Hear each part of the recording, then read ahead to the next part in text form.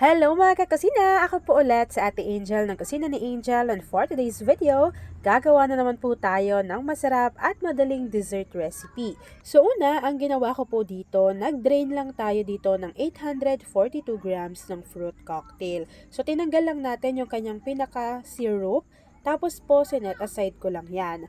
Bago, meron po tayo ditong 3 jar ng Tita Ellie na nata de coco. Yung pinili ko po ay yung kulay puti lamang. So kapag natanggal na rin natin yung kanyang syrup or yung pinaka-liquid ng nata de coco, set aside natin to. Bago, mag-drain lang din po tayo dito ng 1 jar ng red na kaong. So kapag natanggal na rin natin yung kanyang pinaka-syrup, dito po sa ating mixing bowl, ganito naman yung gagawin natin. So una, inilagay ko lang dito yung ating na-drain na fruit cocktail.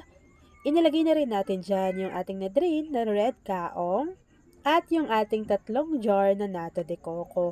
So kung napapansin niyo, napakarami kong nata de coco dito na inilagay kasi po ayaw ko siyang masira kasi malapit na expiration date niya. So sabi ko, isama ko na siya dito lahat. Pero pwedeng kahit 1 jar lang po yung gamitin ninyo. After po nun, naglagay lang ako dito ng 2 piraso ng buko na pinakayod ko na. Tapos po, inilagay lang natin yan lahat dito sa ating mixing bowl.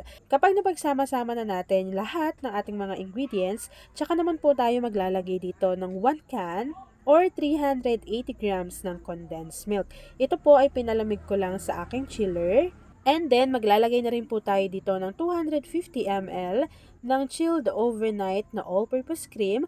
So, kapag nailagay na po natin lahat yung mga ingredients natin dito, hahaluin lang natin ito ng maigi. So, kapag nahalo na po natin yan ng maigi, ganito po yung kanyang magiging consistency. So, ako po kasi, since chilled overnight na yung nilagay natin na cream, mas mabilis po na maging makapal yung kanyang consistency. After po natin tong mahalo, pwede nyo pa yung ilagay sa inyong mga chiller. Pero ako po, since naka-chilled overnight na yung all-purpose cream ko, nung nahalo ko na to, ay talaga namang nilantakan na namin to.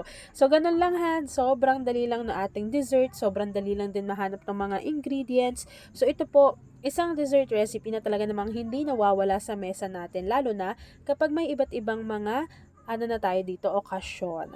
Ayan. So, kung isa ka din pala sa dessert lover, comment ka naman sa ating comment box section kung taga saan ka at pakishare naman ng ating video kung mahilig ka rin sa mga dessert. So, si atin yung Angel gumawa ng napakadaling dessert na pwede nyo gawing pang negosyo, pang handa sa kahit anong klaseng okasyon. Kaya naman, kung nagustuhan mo yung ating video, please like and share this video. Yan lang mga kakusina. Thanks for watching and enjoy this video!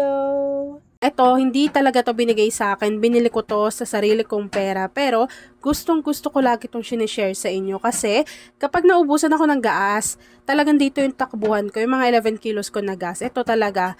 Kunwari, walang kuryente. Diba? Kung induction cooker yung ginagamit mo. So, ito, pak na pak to. Tapos, isa lang yung gas niyan. Marami ka nang maluluto. And safe na safe din po si Gaslight. Kung ayaw ng white, napakaraming kulay na pagpipilian dyan. So, ako pangatlong kulay na to kasi yung dalawa, yung isa nandun sa 1 kwarto. Tapos ito yung lagi kong ginagamit sa mga recipe video natin lately. So, ito parang mag-iisang taon na rin to sa akin. Pero, sobrang tagal ko nang gumagamit ng Gaslight.